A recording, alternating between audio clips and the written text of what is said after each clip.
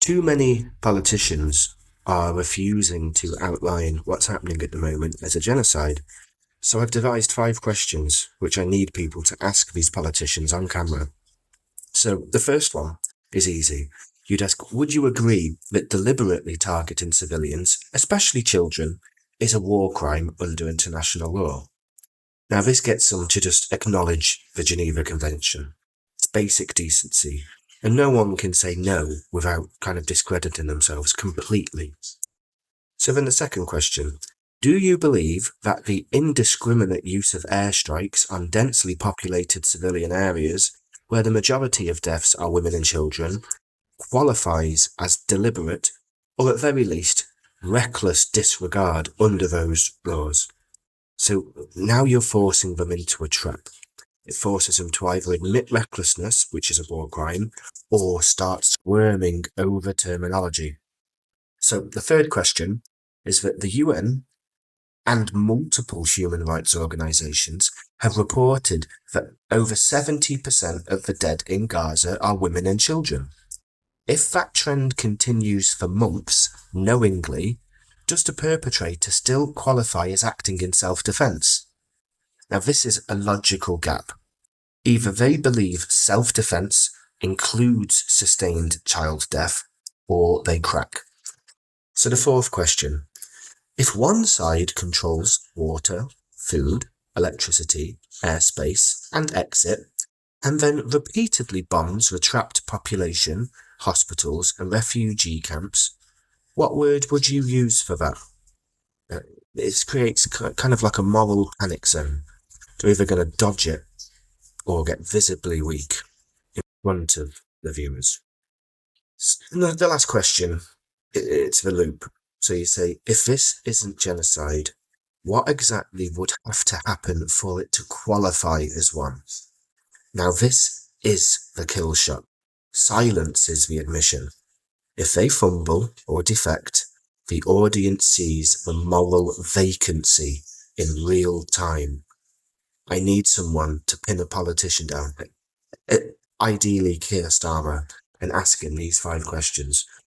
What else has to happen now for it to be a genocide, for people to admit that it's a genocide? Does the Israeli government have to outwardly say in a newspaper, yes, we are targeting civilians? Yeah, they're never going to admit it, guys. The word genocide, it has a definition set in the UN Genocide Convention 1948.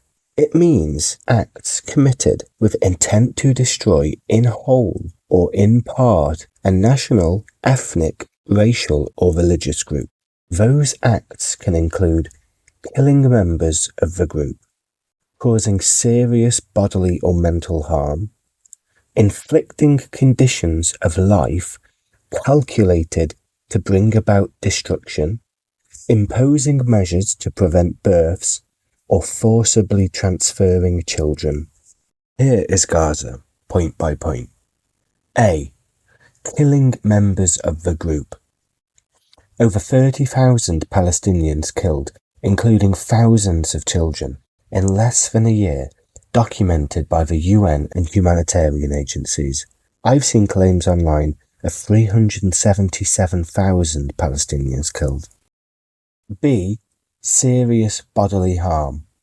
Mass amputations, untreated injuries and severe psychological trauma exist across the entire population of Palestinians.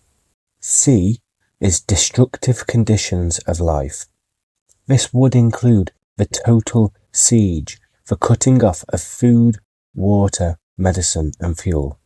Hospitals, bakeries and water systems have been destroyed. UN famine warnings explicitly link starvation to deliberate obstruction. So then D, preventing births. Maternity wards have been bombed. Pregnant women have been denied safe medical care due to blockades and destruction of welfare facilities. And the last one is the forcible transfer of children.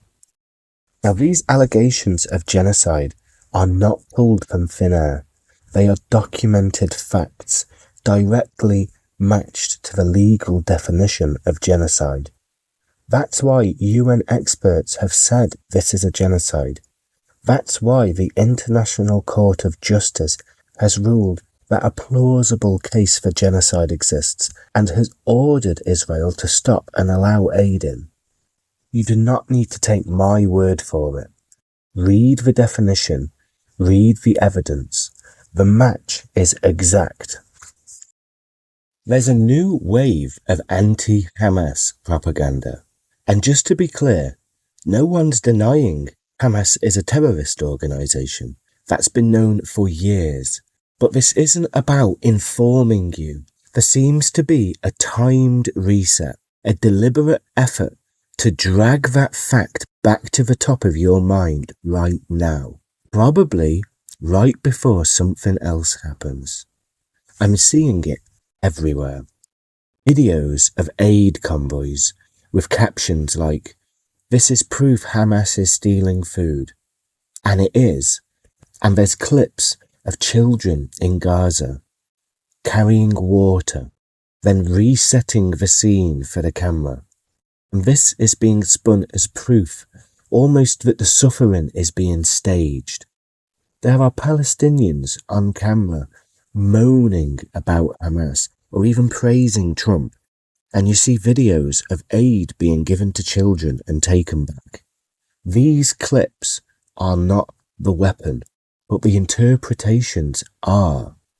These videos work by stripping away any plausible everyday explanation and replacing it with the most cynical one possible.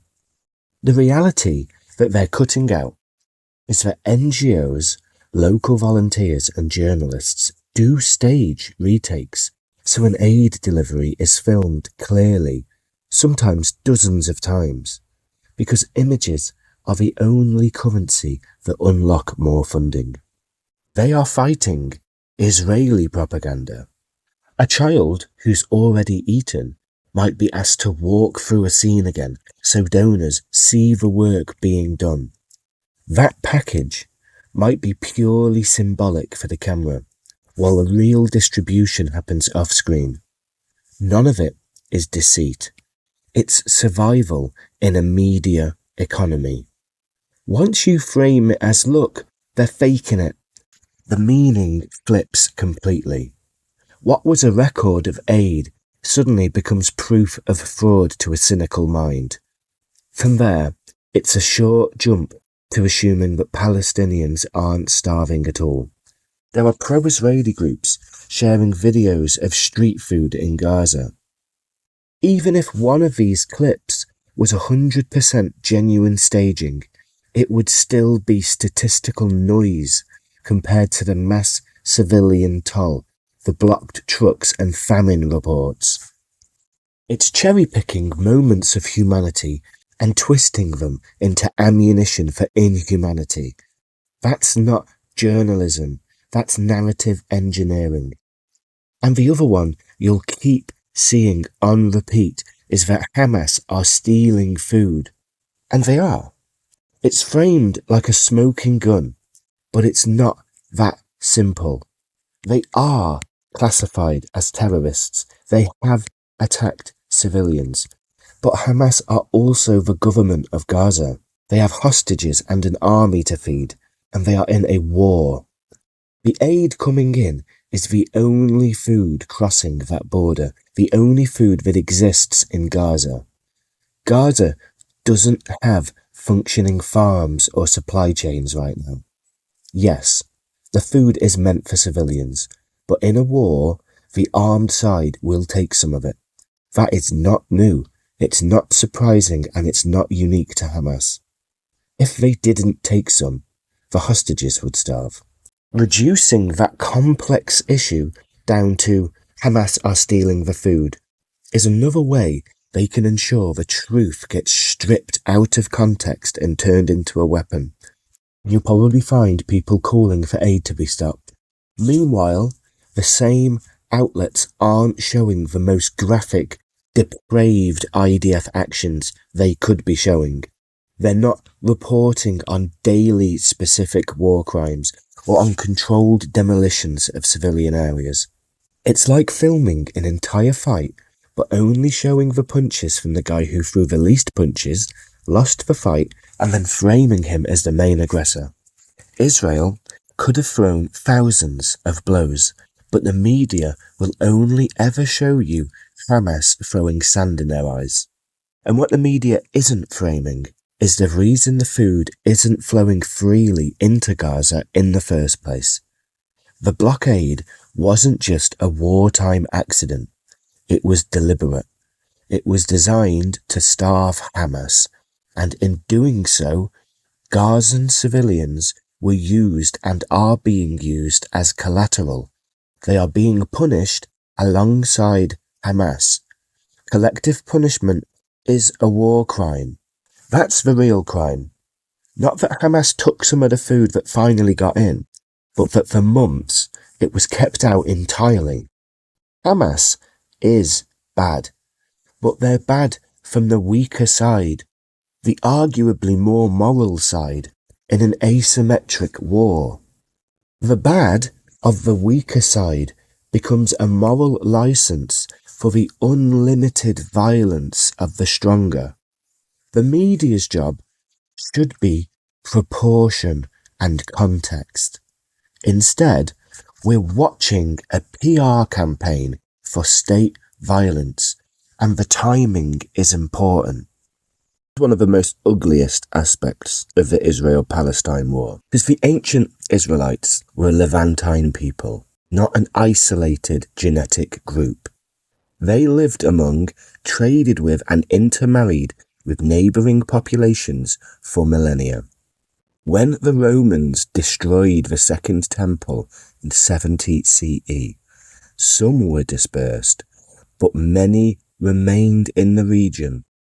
Over time, these people converted to Christianity and then later to Islam, becoming the ancestors of many present-day Palestinians, as well as the Druze and other Levantine groups.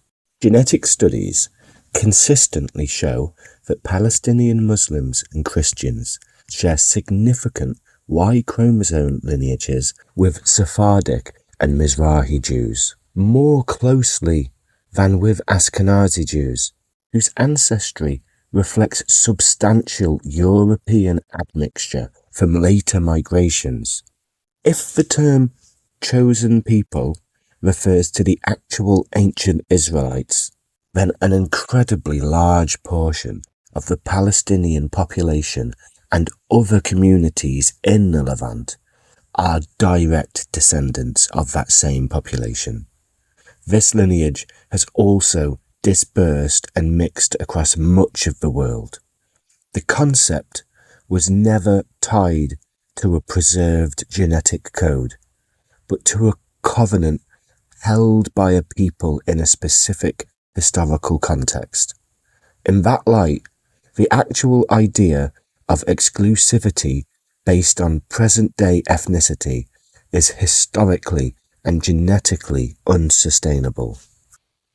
In the Gaza war, a group with a weaker genetic continuity to the ancient Israelites is destroying a population that holds a stronger claim to that heritage, maternally, paternally, geographically, and linguistically. This makes the moral and historical inversion impossible to ignore for me. Those with the weaker biological link to the ancient Israelites are erasing those with the stronger one, in the very place that heritage was born. If the idea of chosen people ever held a meaning, which personally I don't, it is being buried under the rubble of those who could most credibly bear that name. History will remember who destroyed their own reflection. The UK just proscribed Palestine Action as a terrorist organisation. They're a protest group. They smashed windows, they threw paint and disrupted weapons factories, and they never planned to kill anybody. And yet, they just got banned, on the same prescription order as two far-right neo-Nazi terrorist groups. This is not normal. This is not standard law. This is manipulation, and we've caught it live in real time. They bundle Palestine Action into the same prescription order as two violent neo-Nazi groups, the Maniacs Murder Cult, MMC, a skinhead gang that plotted murders and violent assaults. The UK government said this group glorified mass violence and attempted to poison Jewish children, described as chaos-driven Nazi death cult. The second group was the Russian Imperial Movement, a paramilitary group that trained bombers in Sweden and sent fighters to Ukraine. The US State Department designated them a global terrorist group in 2020. They are ideologically white supremacist and ultra-nationalist. MPs were forced to vote on all three groups in a single block. No amendments, no splitting, no separate votes. If you wanted to vote against the ban on Palestine Action, you'd also have to be voting to block the ban on two violent neo-Nazi terror groups. That's not just a bad look, that's a procedural trap. It's designed to close the door on dissent. Now, this decision didn't come from nowhere. Home Secretary Yvette Cooper personally introduced the draft to order the ban on Palestine Action, MMC, and the Russian Imperial Movement on June 30th, 2025, supported by intelligence from the Home Office and security agencies. Dan Jarvis, the Home Minister, publicly defended the decision in Parliament. This wasn't an organic consensus. This was a deliberate, top-down move. It's extremely rare in UK history. When it does happen, the groups are almost always closely connected, typically factions from the same ideological movements or terrorist networks with a shared operational structure. For example, when multiple Irish paramilitary groups were proscribed, they were all tied to the same political conflict, the Troubles, and often had overlapping membership. In 2010, when several Islamist groups were band together, they were either affiliates of Al-Qaeda or known to share resources, training, or communication channels. There is no other UK example of a protest movement that smashes windows and throws paint being lumped into the same prescription as groups that plotted murders and trained bombers. It's not just rare, it's unprecedented. Even long-term parliamentary researchers and prescription analysts have flagged this as an abuse of bundling. Bundling has traditionally been used to fast-track the prescription of logically linked threats, not to sneak controversial bans past MPs by tethering them to unarguable ones. This is not how prescription usually works. Normally, groups are banned one by one, or if bundled, as I've said, they are directly related. Labour MP Kim Johnson called this out live in the House of Commons. Her exact words: "Lumping Palestine Action together with violent neo-Nazi groups is a disgraceful manipulation of procedure." She highlighted that the two neo-Nazi groups were so obscure that they had never been debated in Parliament before. I think they did it because the UK government knew they couldn't pass the ban on Palestine Action on its own. They needed political camouflage, and they needed to force MPs into a position where rejecting the ban would look like siding with neo-Nazis. What makes all of this worse is freedom of information disclosures, confirmed private meetings between UK ministers, Elbit Systems and Israeli embassy officials directly discussing Palestine Action. A report from We Believe in Israel from June 2025 explicitly called for Palestine Action to be proscribed. The wording closely mirrors Yvette Cooper's statement. The Times reported the government was probing Iranian links into Palestine Action 2 days after Luke Akehurst from We Believe in Israel published this narrative. No Iranian links were mentioned in the final order. The 2nd of March, Home Secretary Priti Patel met the CEO of Elbit Systems in the UK. The topic was fast-tracking prosecutions against Palestine Action. Now, in May, Israeli embassy officials, including Deputy Ambassador Oren Marmenstein, contacted the UK Attorney General's office. The purpose of this was diplomatic pressure to secure prosecutions. Now, in April, Chris Philp met with Elbit Systems, again, to discuss threats to Elbit Systems from protest groups. In June 2025, We Believe in Israel published their campaign report called Time to Proscribe Palestine Action. On page 3 it says, Palestine Action's activity fall the legal criteria of terrorism and now must be banned. On the 30th of June 2025, Home Secretary Yvette Cooper laid the proscription order in Parliament. Her wording mirrored the lobbying report. Now it's today, the 2nd of July 2025, and MPs have voted to prescribe Palestine Action. The chain is laid out in plain sight. Private arms company meetings, foreign embassy pressure, a lobbyist written playbook, a government that parrots the lobbyist written playbook, and then a bundled vote to block opposition. This isn't a theory. This is live capture. Freedom of information requests show meeting agendas and attendances, but key policy details are redacted. When they redact, they aren't rejecting the connection, they're hiding the scale. Elbit Systems lobbied. The Israeli embassy lobbied. We Believe in Israel lobbied. The Home Secretary delivered their request.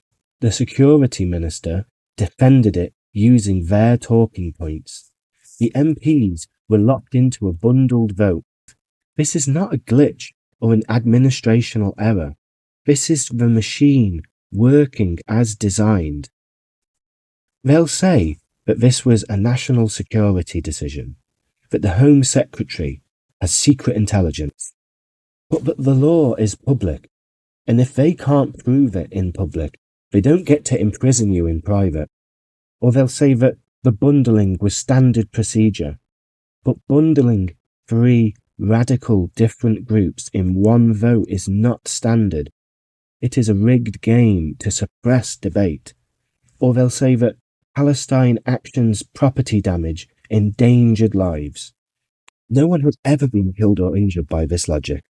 The suffragettes, the anti-apartheid protests, the climate movements should all have been prescribed by this logic. Or they'll simply deny that any lobbying influenced the Home Secretary's decision. But when the lobbying report and the Home Secretary's speech are almost identical, and the Freedom of Information report shows the meetings happened, you don't need to believe it. You can read it. Foreign governments are lobbied all the time. But lobbying foreign governments isn't the story. The story is that foreign lobbying wrote a law. They'll say that I'm reaching, but I'm not reaching. I'm reading, and the receipts are in front of you. They just expected you to scroll past. For Palestine and for Gaza, it really is too late. It's done. The media now, you'll start to see a slow rotation towards truth and the obvious situation. It'll start educating people about how brutal this has been for how long, and how as brutal as October 7th was, that was just a televised event, part of an 80-year story. It's actually cruel now how the media's deciding to slowly yield and start talking about actually what's happening. It almost looks orchestrated, like it was planned. This slow peeling back of the narrative. Now that it's done, they don't mind you seeing the full picture. They'll get people onto TV and they'll interview them. And you'll see how inhuman they are about it now. Zionist factions benefit from terror attacks in the West. Israel's military policy relies on existential threat narratives to justify occupation of Palestine, massive US military aid, and suppression of dissent at home and abroad. Terror attacks in the West amplify that narrative, helping claim, look, the West is under attack too. This is what we face every day. The military-industrial complex thrives on fear. Each terror attack justifies more defence contracts, more surveillance tech, and tighter border policies. US contractors profit massively when the public's afraid. Attacks radicalise both sides. Muslims feel persecuted, so they're easier to recruit as extremists, and non-Muslims become more Islamophobic. They vote for strong men. This sets the stage for far-right political gains, as seen with Trump, Netanyahu, and this rising sort of fascist movement across Europe. Pro-Palestine movements are often tied to broader, aggressive or socialist coalitions. A terror attack delegitimizes leftist causes by painting them as soft on terror. It silences criticism of Israel by conflating it with anti-Semitism or pro-extremism. So Trump's actions foster that culture. So he emboldened ethno-nationalists. He did the Muslim ban, build the wall. They're not sending their best, He's dehumanizing minorities, radicalizing both white supremacists and Islamist extremists. His decisions, like moving the US embassy to Jerusalem, were calculated gifts to hardline Zionist lobbies like the AIPAC and Christian Zionists. He gutted diplomacy by tearing up the Iran nuclear deal. He made sure diplomacy was no longer an option. The region was forced to back onto the path of violence. Now he's inciting again. It isn't just warmongering, this is psychological warfare. It's likely to provoke revenge attacks, which will then be used as a rallying cry for future war. A campaign message for "I told you so." This tool he's trying to use to reframe Israel and the US as under siege. Zionist-aligned power structures benefit strategically when Muslims commit terror attacks in the West. These attacks justify endless war, they fund surveillance capitalism, they win votes for authoritarians, and they crush leftist and humanitarian opposition. Trump's rhetoric and alliance with Israeli hardliners fuels this cycle. This isn't peacekeeping, it's deliberate war engineering, and the public always pay the price.